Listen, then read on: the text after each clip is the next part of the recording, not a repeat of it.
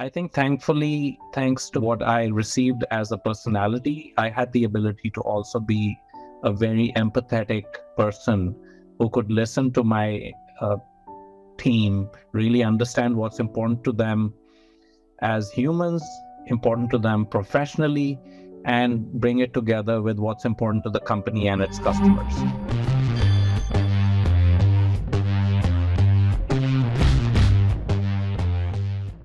Welcome to the Leaders in Tech podcast. I am your host, David Mansella. We have created this podcast to honor leaders in technology that are changing the world for a better place with their amazing skills, with their inspirational way of life. And it's such a blessing for me to have with us Manu Puri. He's a clear example of those leaders. If you guys know me, I'm a computer scientist. I've been in computer science since early 80s. And we know how to find amazing people because we know how to research data. We are data analysts. We're experts in gathering big data and creating something meaningful out of it. And so when I decided to create this podcast, I created a high-end team, and their whole task was to find incredible people with a huge heart that are leading teams that are changing the world for a better place. So that's how we found Manu. Brother, welcome to the show. Thank you so much, David. Thank you very much. It's a delight to be here talking to you. And I've been following some of your work as well. And it's great to be associated with you here. Thank you so much. Manu, for the audience, can you tell me your full name? Where do you live and what do you do for a living? Sure. My name is Manu Puri. We, along with my family, we've been living in the Seattle area about the last 20 years. Before that, we were on the East Coast of the United States. And right now, interestingly, I'm between jobs, but I've been in the technology industry. I've worked for some fabulous companies such as Microsoft and GE. And so my background, David, is in technology. And then as I changed professions from being more of a technology consultant and a practitioner, I moved to professional development, leadership development, and learning and development. So that's my current focus, to bring the focus on human capital together with technology and address some of the major issues that we have and the opportunities that we can see in front of us. Beautiful. That's exactly what this podcast is about. You just said it exactly. You know, we tend to focus in technology and the wonders of technology, but technology by itself is meaningless. Technology only makes sense when you realize that it has been built by humans for the betterment of humankind, right? And that requires leadership. Yes. That totally requires us to show up in the best way we can, so that we can inspire all the amazing people around us and then have a positive impact, not just on our company and organization, but humanity at the end of the day. Beautiful. Manu, tell me, how did you get into technology? Did you go to university for it, or how did it happen? Yeah, thank you. That's very interesting for me because I always loved technology, but I did not prepare to be in technology going through my bachelor's and master's programs. So my initial focus was economics and finance. I was very interested in business.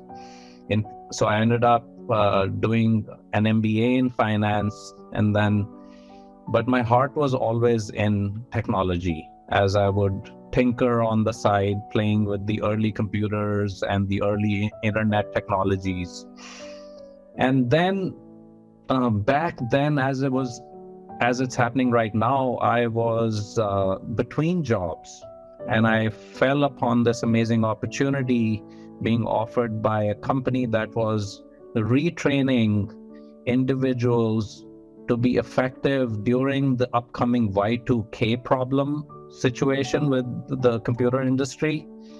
So they were retraining people who had great business backgrounds and were interested to learn software technologies.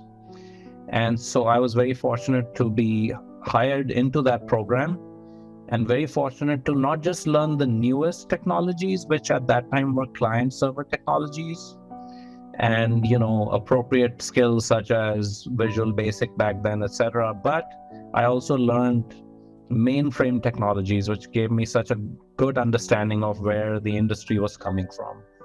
And so since then, I've been firmly ensconced in the technology arena, with the other human capital focus that I also mentioned previously. It's very hard actually to move from business, specifically from finance, into technology. It's different mindsets. My business, I run a software consulting firm, and we just help build beautiful, wonderful, money-making applications for our clients. And one of our strongholds is fintech, financial technologies. And I can see the mindsets of a CFO versus the mindset of a CTO or even a CEO, right? So I think for a technologist, it's easy to go into finance, but from somebody in finance, it's not as easy to go into technology, and you managed to do that. How was that transition for you? Because if you had a master in finance, you were an expert already in this world, and you chose dollars for bits. That's a great way to put it, David. I was just driven. I was very interested in technology. I was open to learning new skills. And I was probably not a very good software engineer back then and initially. But what skills I did have was being able to understand the technology and enough about how software runs that I could then be, for example, at Microsoft, I was more in a tech evangelist kind of a role. Then I was more in a consulting kind of a role. So I could talk to customers, truly understand their situations and the big problems that they were trying to solve, and then try and bring in technology as appropriate. Back then, talking about solutions and not just, a particular bit of technology. And so that was my strength, and I still have that strength, except now I focus it more on solving the bigger problems that we are facing. And so I was driven, and I was ready, and the market was ready for me too. That's wonderful. I remember Y2K. It was crazy. Back then, I had a senior role in a big telecommunications company, and we were getting ready to get rid of all these 2-digit limits on the date. And we thought we were going to run out of time. And we were talking about hundreds of, not actually millions of lines, of phone lines all over the country that may fail if we didn't fix this on the mainframe. Like, it was not, like, it was scary. Yeah. That's right. That's right. So that's what we were told is the situation. And, it, as you know, it worked out just fine. It was not an issue. It was not as large an issue. When sometimes people say that you sometimes know too much for your own good? Because I was in software already. I was a leader in technology already. I remember in 1999, I was like, this could be the end of the world. Because maybe the power plants, the nuclear power plants will stop functioning, and they're going to overheat, and they're going to start, creating explosions. And I created such a nightmare in my head about this Y2K problem that for New Year's Eve, I told my family to go to the basement and stay in the basement until the next day to see what happens. And then I looked like a fool because everybody were having fun on Central Park. Well, what that shows is that, you always had that focus on your real values, which are family and, doing well for them. And the other thing you just said is so true even today. You said sometimes we just know too much for our own good. And I think that's part of the problem that we're facing today as well. Certainly, it has its promise when we think about AI technologies and all the interesting news that we hear today about ChatGPT and everything. And at the same time, we have leaders who sometimes just know a little bit too much for their own good, or a little bit too much for their own companies, or therefore the good of the planet, so to speak. It's true. Sometimes I think we're called to unlearn, right? It's Yes. as important as learning. And as a leader in technology, you know what I mean? Like sometimes we have to unlearn, because problem is with a lot of knowledge, you get the temptation to become proud of what you know. And when that happens, you stop learning. And then you think you're better than everybody else, and you're smarter than anybody else. And then that's the beginning of your end, right? Yes. Yeah, you've nailed it once more. And that's really what I find when I work with leaders in this technology arena, David. One of the key problems that can be identified in why someone is not a leader and not effective anymore is exactly that. Their over-reliance on their know-how, thinking that they already have the answers, or thinking that they know what is best moving forward, with all by themselves. Yeah. And I have come to realize with all this white hair that you always need to look at the problem from an eagle's eye view, and you need to evaluate all the possible solutions before going so fast into taking the fastest or the most obvious solution that is in front of you, right? Yeah, and isn't that true for even software solutions, right? We've known that unless we spend a good amount of time thinking about possible solutions, architecting a solution, figuring out the whole landscape of the solution and how it affects, we should probably be spending 50-60% of our time in those phases rather than just developing. And of course, developing, in today's age in an agile manner has a different connotation. But at the same time, being cognizant of what we are trying to create for our customers is far more important, just like you said. And thinking about the future always, the maintainability, the scalability, choosing the right technologies. The latest technologies sometimes is not the right technologies, right? It has happened to us where, we go to clients. I remember back then when Angular 1.0 was the thing, right? Everybody was using Angular and everyone wanted to jump in Angular. And, I said, we don't never use leading edge technologies for our clients, because you don't know what's going to happen with the framework later. And sure enough, once they had an upgrade, they sunset all the code that was there before, and you couldn't upgrade. So you had to rewrite your entire front end if you chose that technology and you wanted to move your project forward. You know how much money was wasted with that? Yeah, that's interesting. I didn't know that about Angular 1.0, but that's a good story about what can happen when we are too much on the bleeding edge. Exactly.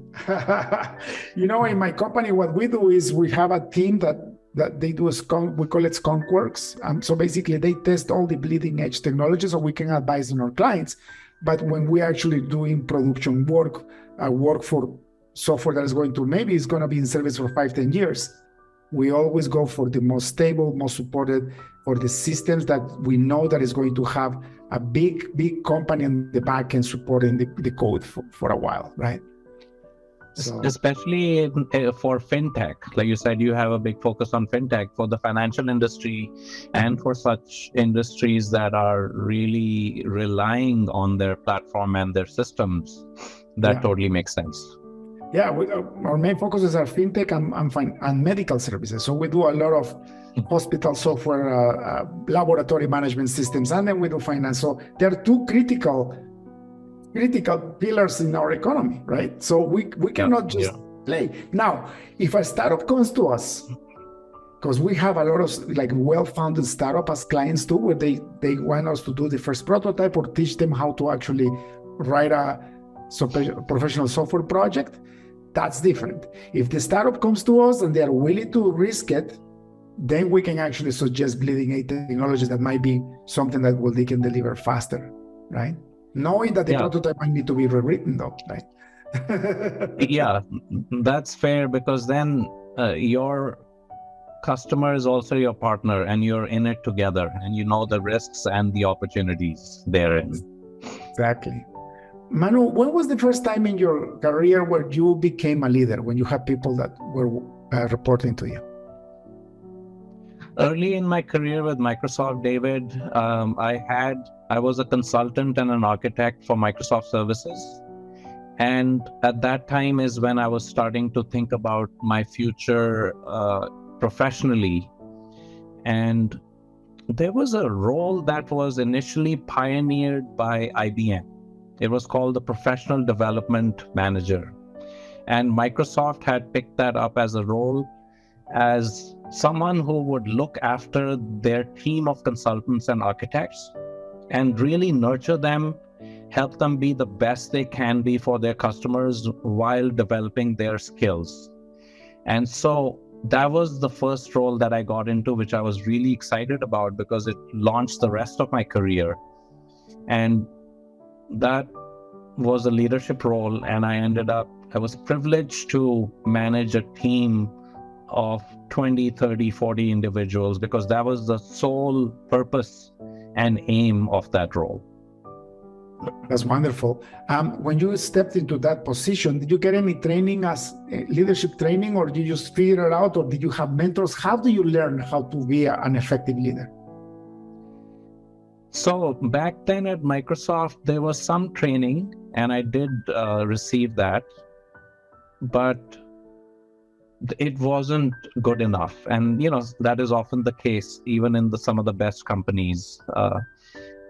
But my manager, who I had to convince to give me this role, he was a great leader. I still am in contact with him. His name is Eric, and he was able to really help me understand how to work with other people, humans that I was essentially responsible for. And so he was a mentor. And I think thankfully, thanks to my ancestors and thanks to what I received as a personality, I had the ability to also be a very empathetic person who could listen to my team, really understand what's important to them as humans, important to them professionally, and bring it together with what's important to the company and its customers.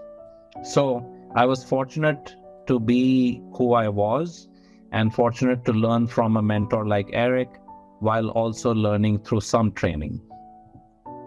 Isn't it important that mentorship is key for professional development, especially in the leadership roles? Without mentors, we couldn't do much. If you think about this podcast, this is the gap that I want to fulfill. Sometimes people don't get the chance to have good mentors, or if they do, they might not be with them all the time.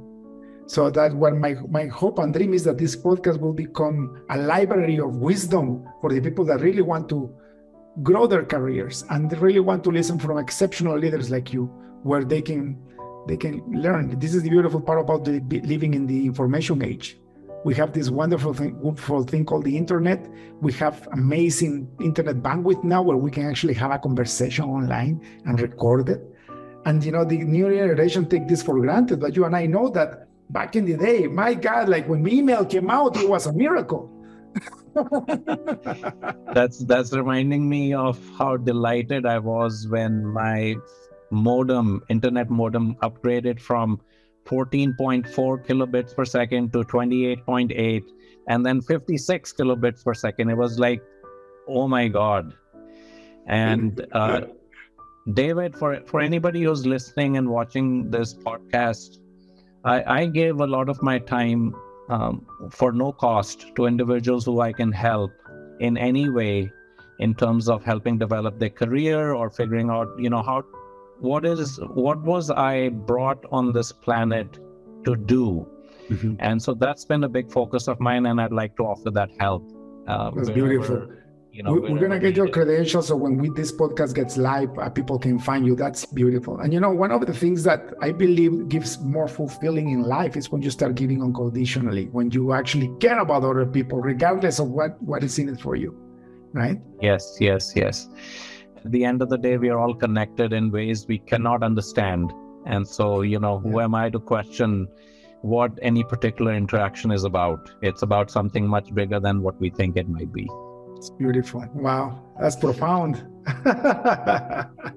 when you stepped into this role and you had 40, 50 people under you, what was the biggest lesson you needed to learn that maybe gave you problems because you didn't know? Well, in my career, David, one thing that I've always had to balance is my empathetic proclivity to, and really matching it to what the business needs. Sometimes I would be too empathetic with my own team and not as cognizant of what the business needs. So what I learned over time, even though I was great and successful as a manager and achieved pretty much all the metrics that were important, I did get feedback, and I learned over time that I needed to be as focused on business results as I was on the humans on my team. You touch a great point.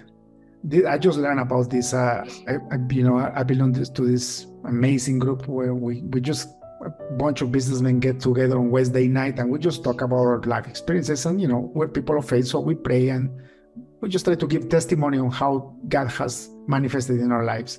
And this guy, he had a large multi-million-dollar coffee operation where they will sell coffee to restaurants, and he had many people employed. And the pandemic hit, and usually he was giving away about 20% to 30% of credit. So he will deliver the coffee, and then their clients will pay him back, within 2, 3, 4 months, and that was about 20 to 30% of his business. So the pandemic hit, everybody had to close shop, and the people that owe him money couldn't pay him back because they didn't have time to sell the coffee. And he said that he wanted to become he wanted to be a good leader, and he was responsible for his people, and he wasn't going to let anybody go. So he kept everybody on payroll, and things got worse, and he had no income, and he started spending the whole reserves of the company. To make the long story short, he went bankrupt because he wouldn't let anybody go. And not only that, he had problems with his wife because he couldn't even pay for the basic necessities of the house. And the lesson was, who was I to take the responsibility for these people that were working for me when it's not me who provides, it's our Creator who provides. And that was a great lesson for him. He's still recovering. He opened his business again now, and he's doing different things. He's going into machinery now, and he's doing restaurant equipment and stuff. But his lesson was profound. And then he says, I forgot that all the people that I hired in my business had a job already when I hired them. So to your point, if you don't attend to the needs of the business and you only focus on the people, what you're doing is hurting the people, because eventually the business will not have enough money to keep them hired. Yes. That's such a good point. And yeah, that's the essential lesson. There's a reason to balance everything. And you can continue to be a good human being, and you can let your team and your company individuals know that let's figure this out together. This is where revenues are going, and can we all take a pay cut? Can we let some jobs go? Those are important decisions that we make as leaders. It became very evident during the pandemic, and hopefully not. But if in the coming months we do experience some kind of a recession in North America or the rest of the world, those are decisions that are still being made, by some large companies, and hopefully not other companies. Yeah, and it's happening already, right? Didn't Silicon Valley let go of like 40,000 people in the last few months, right? Yeah. So it's important, and also for leaders in technology, we have a big responsibility. We still report either to the CTO or the CIO or directly to the CEO. And we have a responsibility to deliver. You know those metrics that you were talking about? Oh, everything is towards trying to make sure that we get enough income so everybody gets paid, plus there is a surplus so that the shareholders also get paid. Because the shareholders are the people that invested the money, they're hard-earned money into the business in order to make a profit out of it. It's not wrong to make profits. What's wrong is only to focus on the profits only and don't focus on the people. That's the other end. That's not good either, because then it's greed. And that's horrible. Yes. Thank you for bringing it all together, because I think that's where we are at as technologists, as technology companies. We have a collective responsibility to our people, to the right kind of profits, and not just focused on profits, like you said, and have bigger goals too, have higher goals. Yeah. How long did you lasted for that position, for that professional development role? It was about 4 years actually, and it was very formative, and it was a springboard for me, like I previously briefly mentioned, into my newer profession, which was now focused more on learning and development and leadership development. So what was your next role? Was it still for Microsoft? Yes, so I was still at Microsoft, and then I again was very fortunate. I was able to convince my next manager to hire me as a learning and development manager who didn't have a learning and development background. And so that was, but I convinced him, and that led me to the next 5 years at Microsoft, really learning and understanding the business and the profession of learning and development, why it's important, how do you design programs, how do you implement and deliver them, and what kind of impact they can have on human capital and business results. That's wonderful. So I guess you actually were able to grow substantially with that role in the business, right? Yes, I was. In fact, I did quite well. And then I was approached by GE back then in 2015. And, they hired me as their learning leader for all of IT, which was up to 30,000+ individuals across GE, which was another great challenge. And, that's how one thing led to another in terms of, where I started and where I ended up going. Isn't that beautiful? That I truly believe that once you're ready for the opportunity will show. Because now you're on top of 30,000 people and you're responsible for the learning and professional development. Now, if you think about this, we're talking about large corporations now. If you don't have learning and development and you have 30,000 people in IT, think about what you just said. If you don't maximize those positions, you know how many billions of dollars are lost? Yeah, exactly. So, the opportunity cost for not being prepared as an individual and as teams and a whole organization is huge. And it's hard to actually tabulate that loss. And, unless you then start looking back and saying, oh, maybe we could have done that. Oh, maybe we should have done that. But just think about it. You have 30,000 people. Let's say that through professional learning and development, you can save them one hour a week. How much money is that?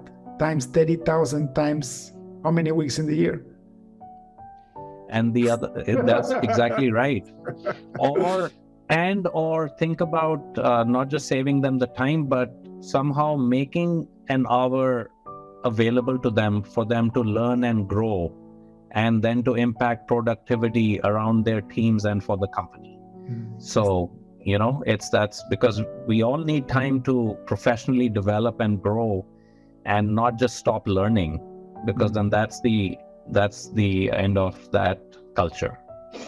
Yeah, and eventually the end of that company. Yes. Right? Yeah. The companies that stop innovating, they are signing their death certificate. Yes. And it doesn't matter how big they are, Yeah. It doesn't matter. Like if you look at Nortel, for example, that's a Canadian experience. Nortel was the biggest company in Canada. Yes, they were the I remember. pioneers of fiber optics. I mean, like that goes close to my heart because I live in Toronto, and you know, I was a senior leader in technology for a sister company, and the losses were massive. They went under. Over 100,000 employees. They stopped innovating. And we go back to the grid side, right? They look at it in another way. They don't invest in their people. They don't invest in their learning and their professional development. They think they are the market leaders and they're going to stay there forever and ever because of their size. And before you know, they're out the window. Yep, right? yep. I remember Nortel and their slow slide downwards, and then it started to accelerate. And like you said, they basically disappeared, which was really sad. I remember their great technology and how big they were once upon a time. You know how many patents they had, and how can a company of innovation stop innovating? It's like, it doesn't make sense to me. And goes back to the leadership, right? If you don't have the right leadership and you lose the focus, if you lose the objective, the slide comes down, and then before you know, you're dead. It's crazy. Yeah. You know how many thousands of people got either they lost their retirement or the retirement got dramatically reduced because the shares of Nortel render, priceless, like without any price, worthless. It was terrible. Yeah. So not only did the employees lose their jobs, but if they held stock and other companies that held Nortel stocks, other individuals, they lost so much. Exactly. The repercussions can be very wide from that perspective. It's crazy. So it's fantastic that you decided to take that role on. How long were you at GE for? For 5 years, 2015 through 2020. And then that's when my last company, the Capital Group. The Capital Group is a company behind the scenes mostly. It's like a Fidelity and a BlackRock. And so they manage large number of assets, trillions of dollars worth. And so then they approached me and they wanted me to be an IT learning leader as well. So that's where I was the last 3 years. That's fantastic. And congratulations on your career. It's beautiful, Manu. Let me ask you this question. If you had access to go back in time and talk to your younger self, say the 35-year version of you, 30-year version of you, what would you tell yourself? I think I would tell myself to just the lesson that I spoke about earlier, David, from a business and professional perspective. I would tell myself,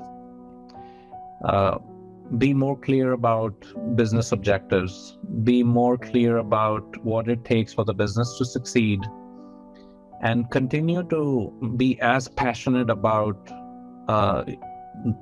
your desire to serve the humanity around you. But don't lose sight of the business, because that was a big lesson for me, which I've continued to learn. And at the same time, I really don't regret anything that has happened in the past, So what we have to do, I would say, you will still make mistakes. So, continue to embrace your mistakes, learn from them, and keep moving forward, because there might be a larger design behind everything that's going on. Even if you have apparent failures, there might be a larger design. So have a larger perspective, to have that eagle's eye view that you talked about. Mm-hmm. And don't despair, keep moving forward, keep doing what you do best. That's beautiful. Manu, I want to thank you so much for being in this podcast. One last question. If you had access to a billboard in front of the busiest highway on earth, where a lot of people could read it, what would you write in it? I would have to go back, before I answer that specifically, I would have to go back to my practice and to my root, which is, at the end of the day, all we have is right now. We like right now, it's just you and I, and maybe whoever might be listening to us at that moment. It's the people who surround us is what we have. It's our work that we do that is important to us.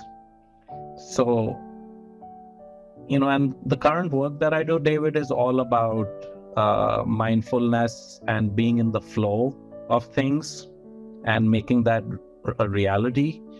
So the billboard, depending on how many words I have, would probably just be something like, be here now and be thankful. That's beautiful. And it's so true. The past is a memory, and most of the time that memory is not accurate. And the longer the past goes, the more inaccurate your memory is. And the future doesn't exist.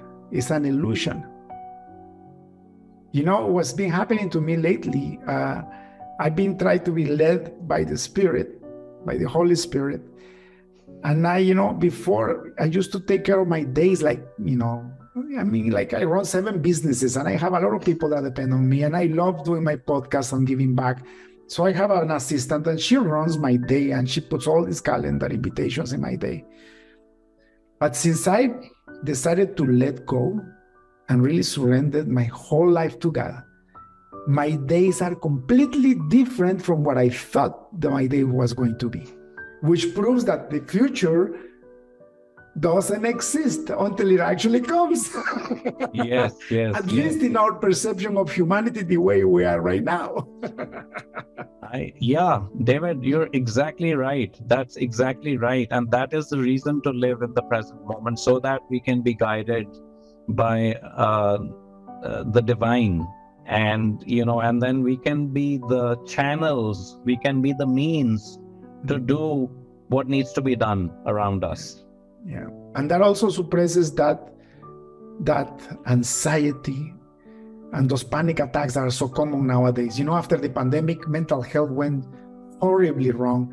And, anxiety is nothing else than worrying about the future. That's all anxiety is. Yes. Right? Yes. And that 90% of the problems, 95% of the problems that we think are going to happen never end up happening. It's actually statistically proven.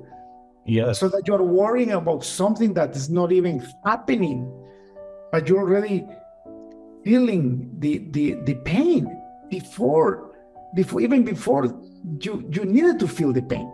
Maybe you never needed to feel the pain. Yes. And that's what it means to be fully present, because you are not thinking or worrying about the future that may never happen. Exactly. Fantastic. Manu, I remember you have this in your heart that you want to help other people unconditionally. So I must ask, where can they find you online?